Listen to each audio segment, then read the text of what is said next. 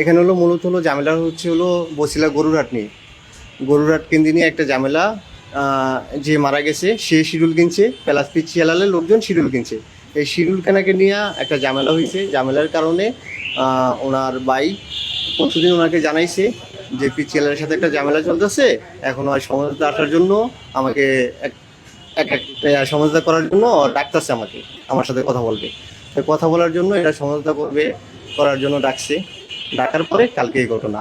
এখানে হলো জড়িত আছে হলো পিচ্ছিয়ালাল, কিলার বাদল, রনি ওরূপে বাঙালি রনি, আর হলো শাহজাহান।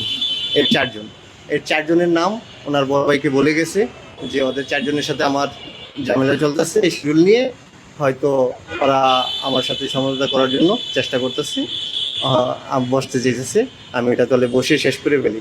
পিচ্ছিয়ালাল এটাও বলেছে যে ভাই আপনি পাইলে আমরা সবাই মিলে করবো, বা আমি পাইলে আপনারা করবো।